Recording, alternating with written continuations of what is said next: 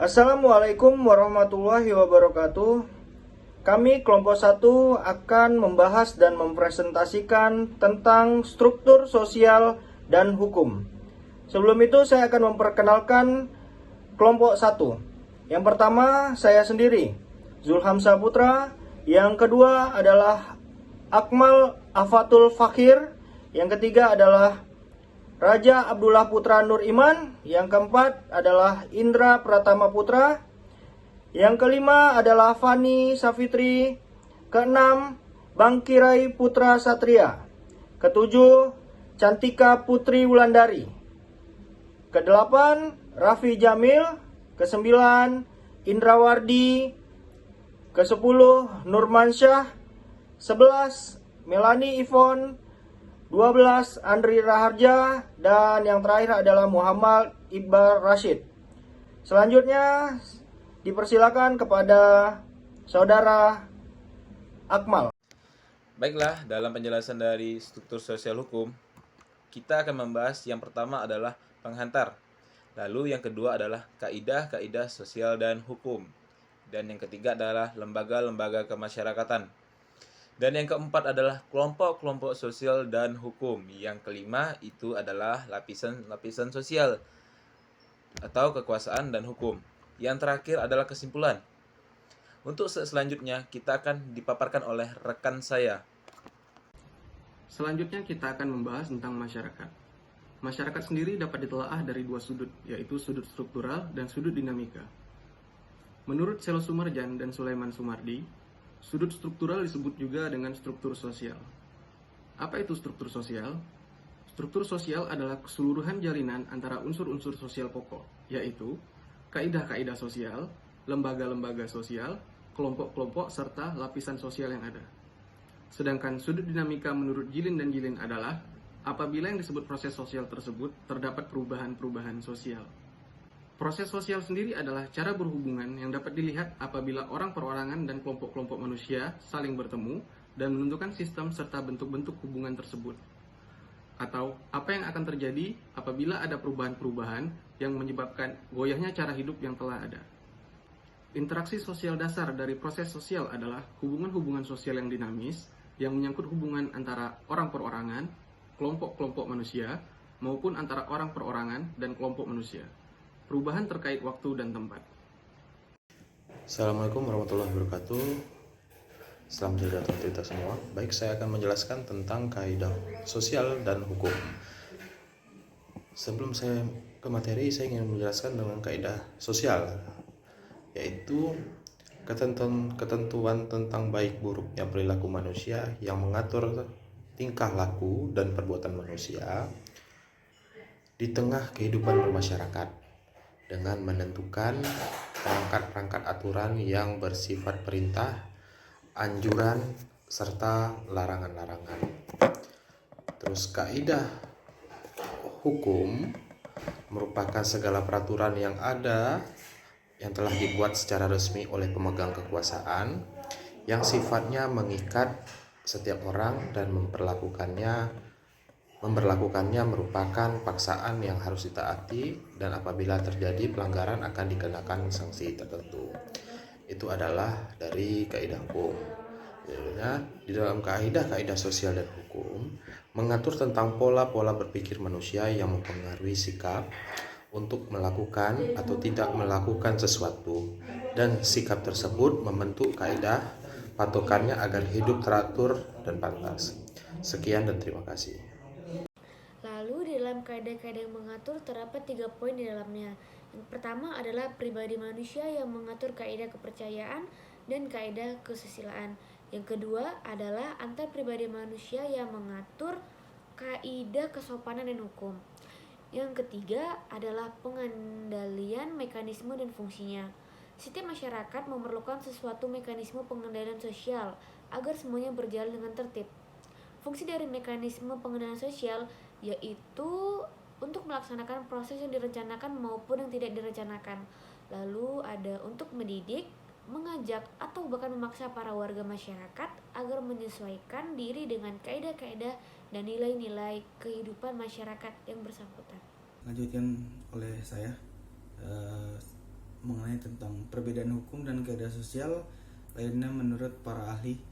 Para ahli memiliki pendapat yang berbeda tentang hukum dan kaidah sosial. Di sini saya mendapatkan dari beberapa pendapat dari Malinowski, Max Weber, dan H.L.A. Hart. Ada pula menurut pendapat Malinowski, hukum tidak hanya berperan dalam keadaan-keadaan yang penuh kekerasan dan pertentangan, tetapi berperan juga dalam aktivitas sehari-hari. Penerapannya memerlukan dukungan dari suatu kekuasaan yang terpusat. Ada juga menurut pendapat Max Weber, hukum pelaksanaannya oleh suatu kekuasaan, hukum sebagai suatu ketertiban, dan lebih mengutamakan wewenang sebagai intisarinya. Dan terakhir ada pendapat menurut H.L.A. Hart, hukum adalah suatu sistem hukum terletak pada kesatuan antara primary dan second rules atau aturan kedua, aturan-aturan utama yang artinya ketentuan-ketentuan informal tentang kewajiban-kewajiban yang bertujuan untuk memenuhi kebutuhan pergaulan hidup, dan aturan-aturan sekunder yang terdiri dari rule of recognition, rule of change, and rule of adjudication. Sekian.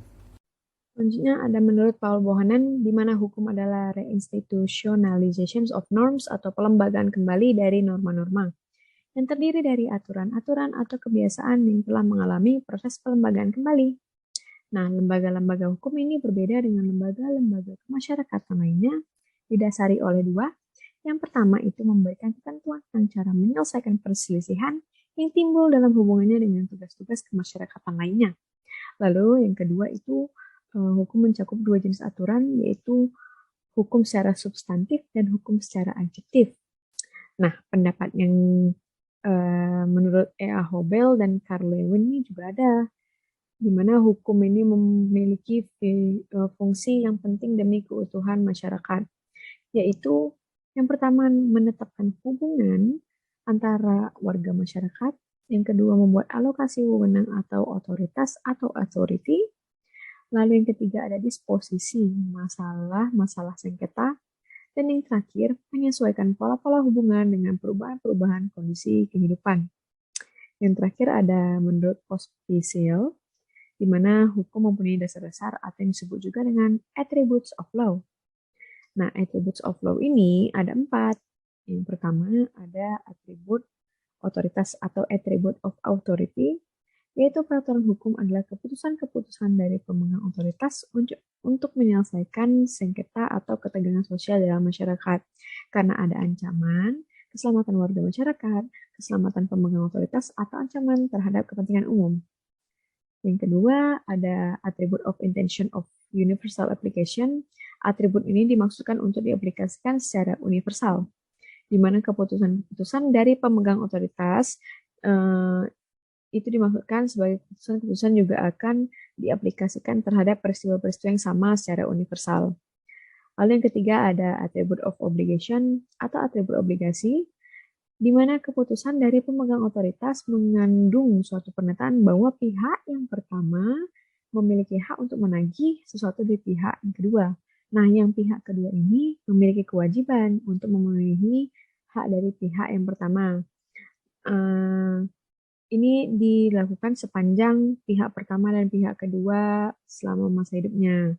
Lalu yang terakhir ada atribut of sanction atau atribut sanksi, yang mana keputusan-keputusan dari pihak pemegang otoritas itu juga disertai dengan penjatuhan sanksi-sanksi, baik sanksi berupa fisik maupun non-fisik. Contoh yang fisik adalah hukuman badan dan penyitaan harta, Lalu yang non-fisik seperti dipermalukan di depan banyak orang, diasingkan dari pergaulan sosial, dibuat menjadi ketakutan itu secara mental ya, dan lain-lainnya. Nah, konsep hukum yang menekankan atribut otoritas ini dan atribut sanksi itu juga dikemukakan oleh Hobel pada tahun 1954, untuk membedakan antara norma hukum dengan norma-norma lain yang mempunyai fungsi sebagai alat pengendalian masyarakat atau social control. Selanjutnya akan dijelaskan oleh rekan saya, Pak Raffi. Baik, selanjutnya materi tentang lembaga kemasyarakatan. Apa itu lembaga kemasyarakatan? Lembaga kemasyarakatan adalah kaidah-kaidah yang dibuat oleh masyarakat dan dipatuhi oleh masyarakat dengan tujuan untuk mencapai tata tertib. Lembaga kemasyarakatan memiliki fungsi sebagai berikut. Yang pertama, memberikan pedoman kepada warga masyarakat. Yang kedua, menjaga keutuhan masyarakat yang bersangkutan.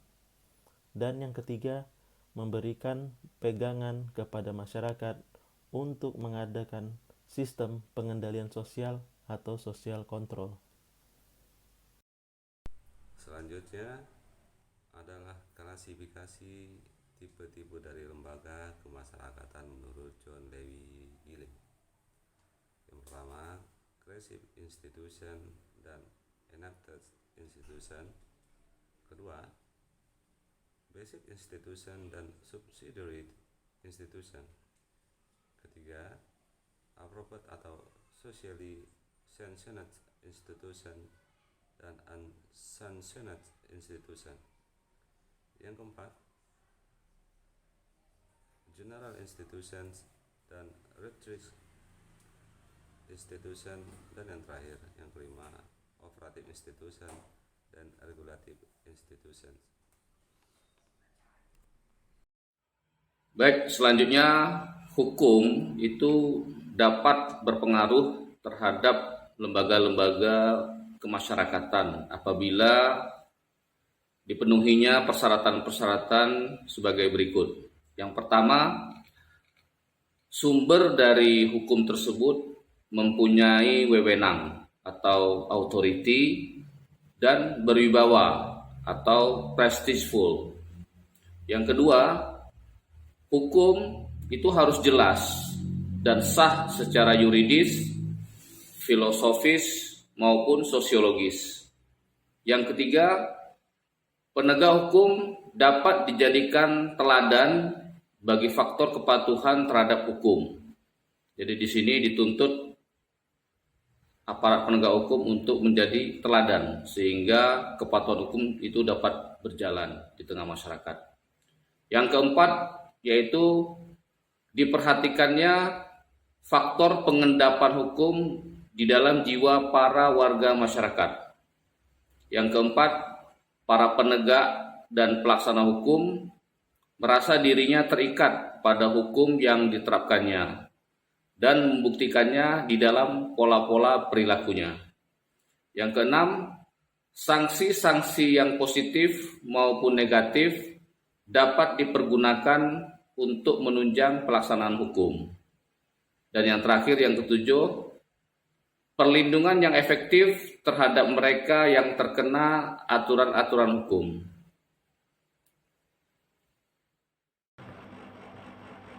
Manusia mempunyai naluri untuk hidup dengan orang lain. Untuk memenuhi kebutuhan naluri tersebut, manusia membentuk kelompok sosial atau social group. Dalam social group. Baik, selanjutnya syarat-syarat dari social group adalah: 1. Setiap warga kelompok tersebut harus sadar bahwa dia merupakan sebagian dari kelompok yang bersangkutan. Yang kedua, ada hubungan timbal balik antara warga yang satu dengan warga-warga lainnya. Yang ketiga, terdapat suatu faktor atau beberapa faktor yang dimiliki bersama oleh warga-warga kelompok tersebut. Yang keempat. Baik, selanjutnya saya akan membahas tentang lapisan-lapisan sosial, kekuasaan, dan hukum. Lapisan-lapisan sosial atau social stratification ini adalah sistem lapisan dalam masyarakat itu sendiri yang dibedakan ke dalam kelas-kelas secara bertingkat. Selanjutnya, tingkat kelas dalam lapisan masyarakat terdapat golongan atas, upper class, dan golongan bawah, lower class. Dijelaskan bahwa jelas-jelas golongan upper class ini jumlahnya lebih sedikit dibandingkan golongan lower class seperti yang kita tahu. Namun,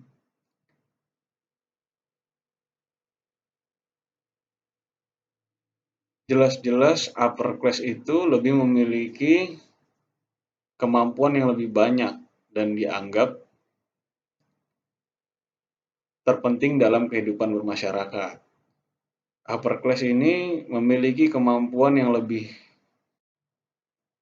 berwujud akan kekuasaan yang tentunya dapat menentukan berjuta-juta kehidupan manusia, dan baik buruknya suatu kekuasaan senantiasa diukur dari kegunaannya untuk mencapai suatu tujuan yang disadari oleh masyarakat. Kekuasaan mempunyai peranan yang sangat penting karena dapat menentukan berjuta-juta nasib manusia. Baik dan buruknya kekuasaan tadi dapat senantiasa diukur dari manfaat dan kegunaannya untuk mencapai suatu tujuan yang telah ditentukan atau disadari oleh masyarakat terlebih dahulu. Nah, kekuasaan ini bergantung dari hubungan antara yang berkuasa dan yang dikuasai.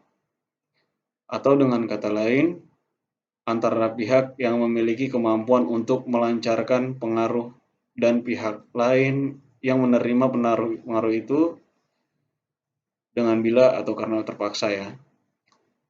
Nah, apabila kekuasaan dihubungkan dengan hukum, maka paling sedikit dua hal yang menonjol. Pertama, para pembentuk, penegak maupun pelaksana adalah para warga dan masyarakat yang mempunyai kedudukan mengandung unsur kekuasaan, akan tetapi mereka